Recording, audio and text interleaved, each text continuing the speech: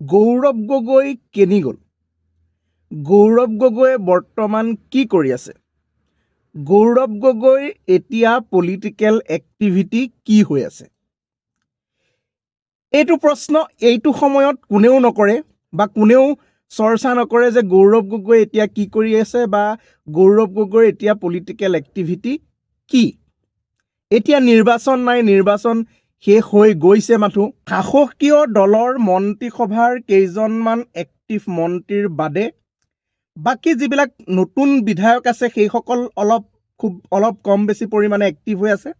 আৰু বাকী যিসকলে 5 বছৰ 5 বাৰ 4 বাৰ 6 বাৰ বিধায়ক হ'ল সেই সকলোবোৰ এতিয়া একদম কমফৰ্ট জোনত আছে। কোনোবাই সম্বৰ্ধনা লৈ আছে, কোনোবাই কিবা ৰাইজৰ চিটিং কৰি আছে। বাকী সকলো কমফৰ্ট জোনত আছে। তেওঁলোকৰ যি নিৰ্বাচনৰ আগত কষ্ট দৌৰা দৌৰি সেইবোৰ এতিয়া কমি গ'ল। মন্ত্ৰীসভাৰ 2-এজন মন্ত্ৰীক মই দেখিছোঁ যে তেওঁলোকে খুব এক্টিভ হৈ ৰাইজৰ মাজত কাম কৰি আছে আৰু সেইবাবে হয়তো তেওঁলোক সেই স্থানত আছে। এনে মন্ত্ৰিত্ব লাগে বুলিলে নহ'ব। মন্ত্ৰী পাবলৈ হ'লে এক্টিভ হৈ থাকিব লাগিব সকলো সময়তে। 5 বাৰ 4 বাৰ জিকাৰ পিছত শুই গ'লে নহ'ব, তেতিয়া আপুনি বিধায়কে হৈ থাকিব।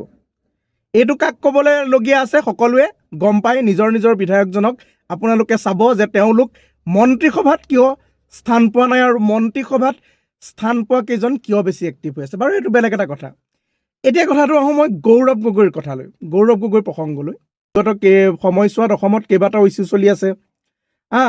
ধৰি লওক আপোনাৰ এই অসমৰ মাটি বহিৰাগত কোম্পানীক দিয়া হওক বা মূল্য বৃদ্ধি হওক বা আপোনাৰ এই অসমত দুৰ্যোগ চলি আছে বৰ্তমান সময়ত। কৃত্ৰিম বানপানীয়ে ডাঙৰ ডাঙৰ চহৰৰ আচলতে গৌৰৱ উন্নয়নৰ আচলতে স্বৰূপ উদঙাইছে। চাৰিওফালে বানপানী, কৃত্ৰিম বানপানীৰ সৃষ্টি হৈছে বা প্ৰাকৃতিকভাৱেও বানপানীয়ে দুৰ্যোগ সৃষ্টি কৰিছে। খেতি পথাৰৰ দিন চলি আছে, মানুহৰ বিভিন্ন সমস্যা চলি আছে। তাৰ ওপৰত মুখ্যমন্ত্ৰীয়ে এইকেইদিন কিবা কিবি ধৰণৰ মন্তব্য কৰি আছে, যিবোৰ মন্তব্য সাধাৰণ মানুহৰ হজম হোৱা নাই।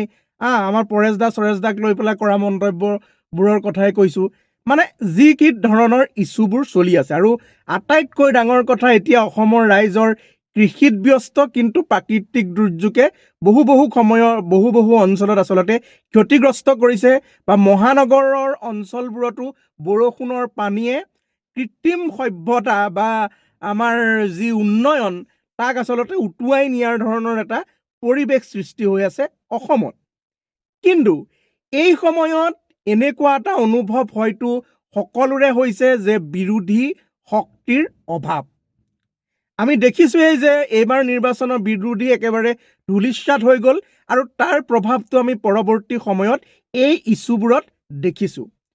অখিল গগৈয়ে অলপ চিঞৰ বাখৰ কৰি আছে, কিন্তু অখিল গগৈয়ে মানে যি ধৰণেৰে কথা ক'ব লাগে, যি ধৰণেৰে বক্তব্য ৰাখিব লাগে, যি ধৰণেৰে বিৰোধীৰ স্থিতি ৰাখিব লাগে, তাতকৈ অলপ মানে কিবা বেলেগ ধৰণৰ কৰা নিচিনা লাগিছে, যিটোৱে অসমৰ মানুহক অখিল গগৈৰ প্ৰতি মানে সেই বিশ্বাসযোগ্যতা বা সেই মানে প্ৰভাৱটো অখিল গগৈৰ ওপৰত নাই। অখিল গগৈৰ পাৰ্টিও নতুন, যোৱাবাৰ এখন, এইবাৰ 2খন আসনৰ পাৰ্টি। কিন্তু কংগ্ৰেছ দল ভাৰতবৰ্ষৰ অন্যতম এটা সৰ্ববৃহৎ দল কংগ্ৰেছ দল, যিটোৱে মুখ্য বিৰোধী ভূমিকা ল'ব লাগে সকলো ষ্টেটতে হওক বা আমাৰ গোটেই ভাৰতবৰ্ষতে হওক। এটা কথাটো হৈ গ'ল কি, গৌৰৱ গগৈ যোৱাবাৰ অসমৰ মুখ্যমন্ত্ৰী প্ৰাৰ্থী আছিল যোৱাটো ইলেকশ্যনত। আকৌ কৈছোঁ, মুখ্যমন্ত্ৰী এনেই হৈ যাব নোৱাৰে। হিমন্ত বিশ্ব শৰ্মা এদিনত মুখ্যমন্ত্ৰী হৈ যোৱা নাই। হিমন্ত বিশ্ব শৰ্মাই কাম কৰিছে, কষ্ট কৰিছে, ত্যাগ কৰিছে, নোখোৱাকে টোপনি ক্ষতি কৰি কাম কৰিছে, জিকাৰ পিছতো কাম কৰিছে। তাৰ বাবে হিমন্ত বিশ্ব শৰ্মাই এই শাসনত দ্বিতীয়বাৰৰ বাবে মুখ্যমন্ত্ৰী আহিছে। তেওঁৰ জাৰ্নিটো চাব।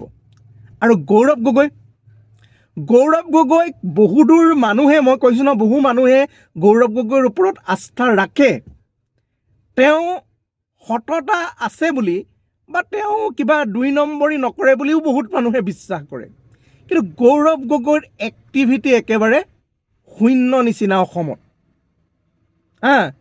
এই মুখ্যমন্ত্ৰী হ'বলৈ হ'লে অহা 5 বছৰৰ পিছত বা 10 বছৰৰ পিছতো যদি গৌৰৱ গগৈ ভাবিছে যে মই মুখ্যমন্ত্ৰী হোৱাৰ সম্ভাৱনা আছে, তেতিয়াহ'লে তেওঁ প্ৰতিটো দিন, প্ৰতিটো ঘণ্টা, প্ৰতিটো মিনিট ৰাইজৰ মাজত থাকি এক্টিভ হৈ থাকিব লাগিব।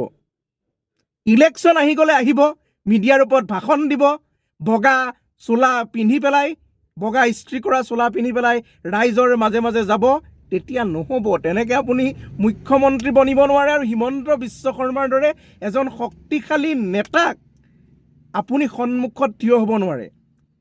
চাওক, 20খনৰ তলত আপোনালোকৰ দলে আসন লাভ কৰিছে।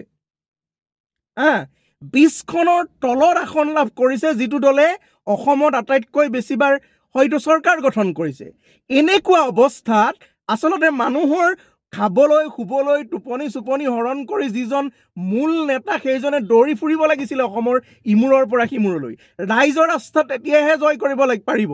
চৰকাৰ গঠন কৰাটো বাদ দিয়ক, যদি আপোনালোকে 50খনো আসন অহাটো নিৰ্বাচনত লাভ কৰিম বুলি আশা ৰাখিছে, তেতিয়াহ'লে প্ৰতিটো দিন, প্ৰতিটো ঘণ্টা কাম কৰিব লাগিব, ৰাইজৰ মাজত কাম কৰিব লাগিব। পিছত কৈ দিলে নহ'ব যে অসমৰ মানুহে অকল হেৰিয়কে ভোট দিয়ে, আমুকহে কৰে, তামুকহে কৰে, হিমন্ত বিশ্ব শৰ্মাই EVM হেক কৰি জিকিছে, আমুক কৰি জিকিছে বিজেপিয়ে, এইবোৰ কথা, সেইবোৰ গান গালে নহ'ব। আপোনালোকৰ সাংগঠনিক ভেটি শক্তিশালী এইটো মুহূৰ্তত কৰিব লাগিব। এইটো সময়ত গাঁৱৰ মানুহ কৃষিৰ লগত জড়িত হৈ আছে, প্ৰাকৃতিক দুৰ্যোগ হৈ আছে, কিবা কিবি ধৰণৰ আমাৰ কৃত্ৰিম বানপানী হৈ আছে। এই ধৰণৰ সময়ত মূল্য বৃদ্ধিয়ে মানুহক হাৰাশাস্তি কৰিছে। এই সময়ত মানুহৰ মাজত থাকি মানুহৰ সমস্যাবোৰৰ বুজ লোৱাৰ প্ৰয়াস কৰিব লাগিব। আৰু আপোনালোকৰ PR টীমটোৱে সেয়া ছ'চিয়েল মিডিয়া হওক বা অন্যান্য মেইন ষ্ট্ৰীম মিডিয়াত তাত প্ৰচাৰ কৰাৰ ব্যৱস্থা কৰিব লাগিব। এই 6 মাহৰ আগত আহি হুলস্থুল কৰি দিম, কিবা এটা ইছ্যু লৈ পেলাই তেনেকৈ জিকি যাম, নহ'ব নহয়। জুবিন গাৰ্গৰ ইছ্যুটো লৈ পেলাই আপোনালোকে নিৰ্বাচন পাৰ হ'ব নোৱাৰিব। নিৰ্বাচনত জিকিবলৈ হ'লে মই আকৌ কৈছোঁ যে সেই প্ৰতিটো মুহূৰ্ত এক্টিভ থাকিব লাগিব। আৰু এই বস্তুটোতে আপোনালোকৰ হিমন্ত বিশ্ব শৰ্মাৰ পৰা অকণমান শিকাৰ প্ৰয়োজন আছে। এইটো বেয়া ভাবি কোৱা নাই। আমি এখন গণতন্ত্ৰ দেশত বাস কৰিছোঁ, সেইবাবে আমাক দমনমূলক বা স্বেচ্ছাচাৰী শাসন ব্যৱস্থা যাতে এখন চৰকাৰে কৰিব নোৱাৰে, তাৰ বাবে শক্তিশালী বিৰোধী এটা থকাটো ৰাইজৰ মংগলৰ কাৰণে লাগে। আপুনি শাসক দলৰে লাগিলে সদস্য হওক, যদি বস্তুৰ দাম বাঢ়িছে আপোনাৰ ঘৰতো প্ৰব্লেম হ'ব, সমস্যা হ'ব, যদিহে আপোনাৰ 2 নম্বৰী মাল নাই।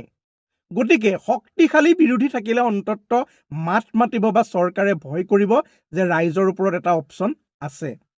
এতিয়া ৰাইজৰ ওপৰত অপশ্যনে নাই। অপশ্যন থাকিবলৈ হ'লে আপোনাৰ দলটো শক্তিশালী কৰিব লাগিব। এদিনতে কোনেও ভোট নিদিয়ে, প্ৰত্যেকটো মুহূৰ্ত এক্টিভ থাকিব লাগিব।